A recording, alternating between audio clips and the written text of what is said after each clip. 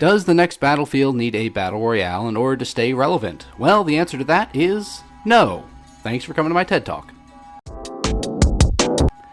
Actually, I'm back. Good afternoon, everyone. To those of you who don't know me, my name is Doodleman149, and I'm here today to give you my 100% flawless perspective on a particular topic regarding the future of Battlefield. Specifically, does Battlefield need a Battle Royale to stay relevant? Well, again, simply put, no. It sure as hell doesn't. However, before you write this video off one way or another, hear me out to see if you agree with my points. Let's hop into this. Chasing a dying trend. The first point I'd like to make in opposition to Battlefield developing a Battle Royale mode is that it would be foolhardy since it would be chasing a dying trend. If it was 2020, the heyday of Battle Royale games, then yeah, maybe I could see it. But it's not 2020 anymore, folks. At this point, pushing Battlefield into the Battle Royale scene would be like trying to make a silent movie nowadays. The trend is over. No need to put the effort into something with waning popularity. If you look at Twitch, a fairly decent metric for game popularity in the content creation scene, out of the top 20 games or topics viewed on Twitch, only 3 of those are Battle Royale games, and the top BR, Fortnite, is 5th on the list. Apex Legends is 9th, and Warzone is 11th. If those BR juggernauts aren't pulling in big enough numbers to be topping the charts, then what do you think a modern DICE will bring to the formula to steal those top spots? Personally, it might do very well on viewership because it would likely be a buggy, unfinished mess at this point, but that topic is for a later part in the video. Overall, chasing a dying trend is the last thing Battlefield needs right now. The latest iteration, Battlefield 2021, shows that chasing the hero shooter trend and the extraction shooter trend took away resources from making the base game functional and of high quality. Battlefield's formula does not translate to a Battle Royale. My next point I'd like to make is that, personally, I don't see Battlefield's core formula, its traditional high-quality formula, translating well to the Battle Royale scene. Granted, I did not play Firestorm since I didn't play Battlefield 5 either. However, looking at what I know of the Battlefield formula, the classes, large maps, destroyable cover, and heavy vehicle play, these things would not work well in what is typically seen from a Battle Royale game, which is small squads, solid cover, and limited vehicles. Right off the bat, you can see that there are inherent differences between the two. The biggest difference is the team sizes and the vehicles. Looking at what would be Battlefield BR's biggest competition, Warzone, there are a few issues that arise. Going from COD's traditional 6v6 game modes to squads of 4 is perfectly reasonable. There isn't any massive shrinking of team play from 6v6 to Warzone. Most of COD's fighting takes place in infantry skirmishes, which then translates to Warzone's maps where vehicles are more of a means of transportation instead of fighting vehicles. Battlefield, on the other hand, while having individual squads of 4 or 5, depending on the game, those squads are meant to take on a variety of threats due to the class system. There's an anti-armor class, a support class, a medic class, and a recon class. Given Battle Royales are basically small-scale anti-infantry on an all-massive map, and that resource management is typically key to victory, how exactly would these classes work well? Perhaps they were differently implemented in Firestorm, but again, all I know about that game mode is that it failed, which brings me to my next point. A history of failure. The third point I'd like to address is the history of failure that Battlefield has had with these types of modes. Firestorm was the first attempt when Battlefield 5 was in its heyday, and that crashed and burned.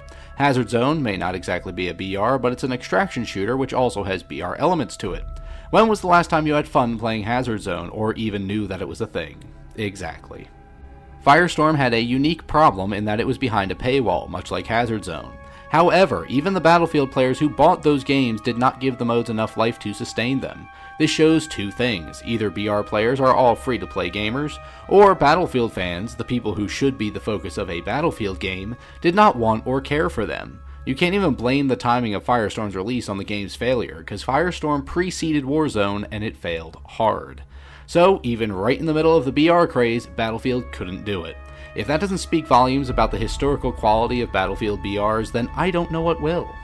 Trend following instead of trend setting. My fourth point aims itself at a growing issue with Battlefield in general, but can also be attributed to why a Battle Royale is not needed. Battlefield has become the flagship for trend following instead of trend setting lately. Battle Royale was just amongst the pile of trends that Battlefield has fallen into and done worse than everyone they imitate. Let's take a look at some examples. As stated, Firestorm attempted to jump on the Battle Royale bandwagon and it didn't work out. It couldn't maintain a player base and didn't generate enough interest to keep the devs invested in it. Hazard Zone tried to make Battlefield's own version of Escape from Tarkov, which ended up being so boring and such a departure from the rest of the game that it was saddled with, that it has also been a decomposing corpse for basically all of 2042's lifetime. Battlefield 5 started Battlefield down the microtransaction pipeline of offering ridiculous cosmetics for real money. Surely there were ways to unlock cosmetics via in-game actions and currency, but this was the first time that the small tendril of nickel and diming the player base that would really shoot up into the notoriety of Battlefield 2042 made itself known. This means that resources go towards making cosmetics to squeeze more money from the players who don't care how much access DICE and EA has to their wallets. The last trend I can think of is chasing the hero shooter model with 2042. As was made very apparent to everyone who watched the 2042 trailers, this game would be extremely different than the other Battlefield titles. 2042 sacrificed the soul of the franchise in order to be derivative instead of innovative. This caused a good deal of well-deserved backlash from a number of Battlefield fans that still hasn't changed. Classes may have returned, but at that point it was too little too late and was trying to reinvent the wheel at the 11th hour. A lack of confidence in the dev team. My last point of note is that I, personally, along with a number of other players I've interacted with, have no faith in the current Battlefield team. If the team that brought us Battlefield 1 couldn't pull out a successful BR in Battlefield 5, then whomever is currently left that brought us the debacle of 2042 certainly cannot do it. If the quality of 2042 is anything to go off of, I don't have faith in this crew at all.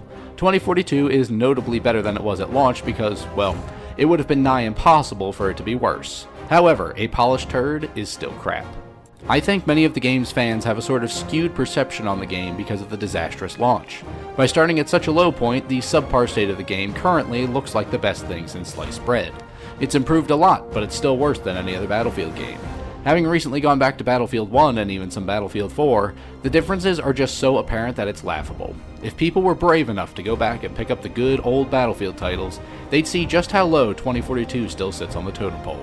So, sorry for bashing 2042 so much, but the point I was trying to make is that given how bad the current state of the franchise is, do you really think this team is capable of delivering a Battle Royale title worthy of the franchise? In short, no, they aren't. And so that's that. Those are the reasons why the next Battlefield, hell, Battlefield in general, does not need a Battle Royale mode. The genre of Battle Royales is on the decline. People aren't stuck in their homes as much now that COVID has been more or less managed, and people aren't losing their shit over a flu variant, so people can now return to normal life, and most aren't no-lifing BRs like they used to. Jumping in now is certain to miss the boat. Battlefield's formula of vehicular play and massive teams on large maps does not translate well to a Battle Royale's focus on infantry-focused small teams on a massive map. Even if they basically copied Warzone, that would just be seen as a knockoff of the least popular of the top 3 BRs still out there, so that's not exactly the best move either. Battlefield has a history of failure with these small squad modes in both Firestorm and Hazard Zone. While the third time can be the charm, it certainly isn't worth the effort. Battlefield has fallen into a pattern of trend chasing instead of trend setting, and looking at its track record of that, it's the wrong move to make. Battlefield had innovative map destruction, vehicle play, squad class cohesion, community with actual impact on matches, a la platoon emblems on flags in Battlefield 1, and now it's just a mishmash of poorly imitated ideas. And I don't think these devs could pull off a quality BR that was up to the quality of pre-Cold War Warzone, or even up to Season 6 of Fortnite. And if they can't do it well, they shouldn't do it at all. And so I'd like to thank everyone who came to my TED Talk today. I'm not exactly sure how many of you stuck around after the fade to black, but I'd like to thank you for your time and hopefully you see the wisdom in some of my points. If you disagree, or agree on the off chance that you do, feel free to let me know in the comments. Also, if you liked the video and want to see more from yours truly, then subscribe to never miss an upload. I've been Doodleman149, and until next time, I will see you later.